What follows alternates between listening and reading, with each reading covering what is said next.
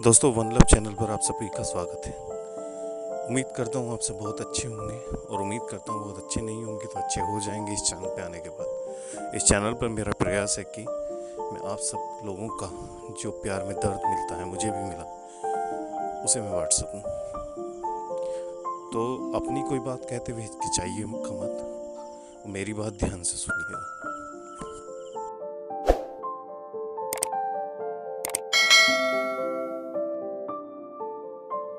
के प्लेटफॉर्म पर आज मैं आपके सामने लेकर आया हूँ एक लव स्टोरी, एक ऐसी लव स्टोरी जो कभी मुकम्मल ना हो सकी। दोस्तों, शुरू करने से पहले बता दूं कि मैं एक इंसान को बहुत प्यार करता था। ये मैं आज इसलिए बता रहा हूँ क्योंकि इस कहानी से कहीं ना कहीं वो रिलेटेड है। हुआ ये कि उस कहानी के साथ साथ मेरा प्यार भी मुकम्मल ना हो सका। जो दूसरा इंसान था वो छोड़ के चला गया, रोते गाते हम रह गए। बात 2017 की है। आज मैं इस कहानी में कुछ छुपाऊंगा नहीं। बात 2017 की है। मैं बरेली में था। मैं एक सरकारी परीक्षा का एग्ज़ाम देने आया था। मुझसे पीछे वाली सीट पर मुझसे कहीं उम्र का एक व्यक्ति, जो कि लग रहा था कि शायद फोर्सेस से रिटायर्ड है, वो बैठा पेपर दे रहा था। मैंने उसकी काफ़ी मदद की। एग्ज़ाम में तो अच्छी दोस्ती हो गई। और वैसे भी एक टूटा फूटा सा इंसान उस समय पर बस सहारे ढूंढता था कुछ पल गुजार लेने के। पता लगा एग्ज़ाम के बाद उनकी मेरी डेस्टिनेशन भी सेम है। लगभग हमें ये मालूम था कि लगभग 3-4 घंटे का सफ़र हम साथ में रहने वाले हैं।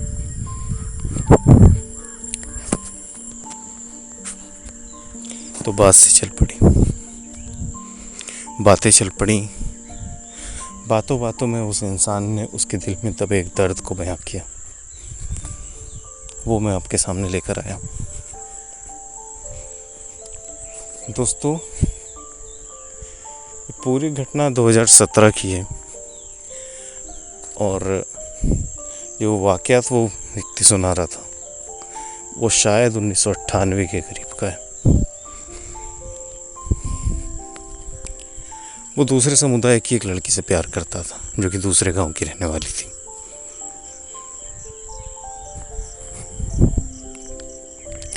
प्यार हुआ तो इजहार हुआ तो सामने वाली लड़की ने भी इकरार कर लिया। और जो होता है इसके बाद सपने बुने जाते हैं, वादे किए जाते हैं। दोनों को लगता था कि उनका प्यार अब पूरा हो जाएगा, दोनों शादी कर लेंगे, अपना घर बसा लेंगे। समुदाय अलग थे, बहुत ज़्यादा अंतर था। मैं किसी भी समुदाय की भावनाओं को ठेस नहीं पहुंचाना चाहता, इस वजह से समुदाय के नाम नहीं लूँगा आज।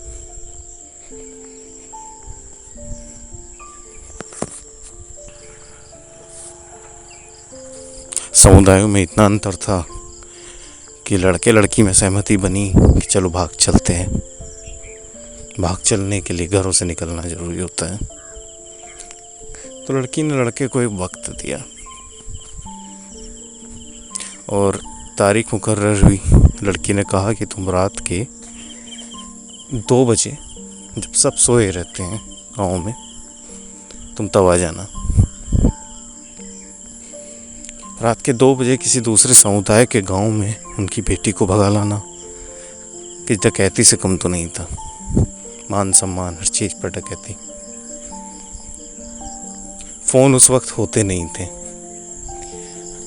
लड़का डरते डराते 1998 में गर्मियों की वो रातें थी।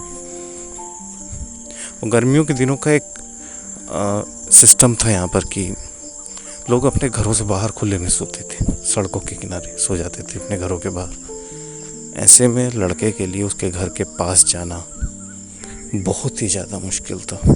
और वो लड़का गया क्योंकि वो उस लड़की से बहुत प्यार करता था। जाने के बाद लड़कियां उसके घर के सामने खड़ा हो गया 2 बजे। वक्त बीतता चला गया, लड़के की बेचैनी बढ़ती चली गई, पर लड़की नहीं आई। उसे डर लग रहा था कि अगर कोई उठ गया तो क्या सोचेगा। एक दूसरे समुदाय का लड़का क्यों इस समय 2 बजे चोरी करने आया है, क्या करने आया है, क्यों खड़ा है घर के सामने। बीतता वक्त उसकी हिम्मत को तोड़ रहा था। 3 बज गए।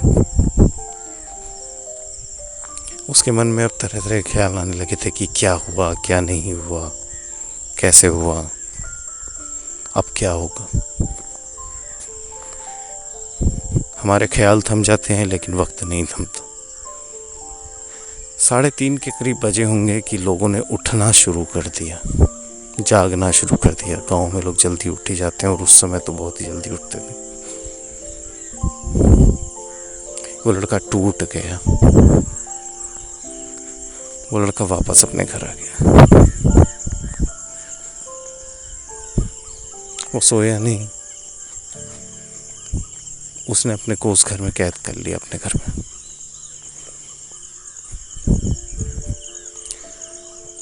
अब उस लड़के ने लड़की से कोई राब्ता रखने का कोई प्रयास नहीं किया।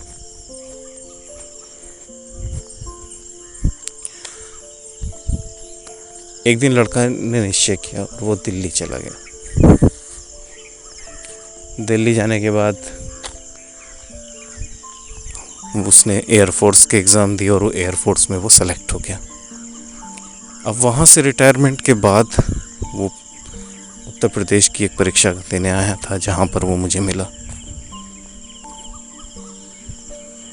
उस लड़के ने जो 2 बातें कही, वो ये बातें थी कि वो उस लड़की से दोबारा मिला 2017 में ही, थोड़े दिन पहले। वो एक अस्पताल गया हुआ था अपनी माँ का इलाज कराने, और वो लड़की अपने 3 बच्चों को लेकर, उसके पति का हाथ कट गया था किसी चीज़ से, उसका इलाज कराने आई थी।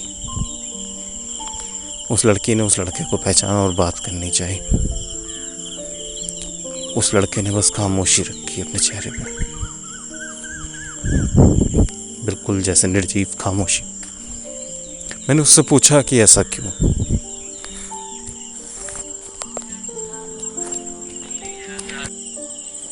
उस लड़के का जवाब बहुत ही मार्मिक था। उस लड़के ने कहा कि वो वाक़यात जब मैं उस लड़की का इंतज़ार कर रहा था और वो नहीं आई, उसने मेरे होठ तो सिल दिए, पर मेरा मन हमेशा सोते जागते, नहाते धोते, हर पल मुझसे आज तक बस एक ही सवाल करता रहा था, ऐसा क्यों किया उसने, ऐसा क्यों किया उसने। हिकारत पर इतनी थी कि मैंने कभी उस लड़की के पास दोबारा संपर्क नहीं करना चाहा, क्योंकि बेवफा का कोई नियम नहीं होता, बेवफा का कोई नाम नहीं होता, बेवफा की कोई पहचान नहीं होती। उसके बाद मैं उस लड़के से कभी नहीं मिला, पर उसकी ये कहानी मेरे दिमाग में हमेशा रही, जो मैं आज आप सबके सामने लेकर आया हूँ। आई होप आप सबको बहुत अच्छी लगी होगी। आपके पास भी कोई कहानी है तो मुझे भेजिए। डिस्क्रिप्शन में मैंने अपना ईमेल आईडी दिया हुआ, भेजिए और सबके सामने अपना दर्द रखिए, मेरे सामने रखिए। दर्द छोड़ने में दिक्कत हो रही है तो उसे मुझसे पूछिए। आई होप सब अच्छा होगा, और बने रहिए चैनल के साथ, सब्सक्राइब कीजिए वन लव को। खुश रहिए।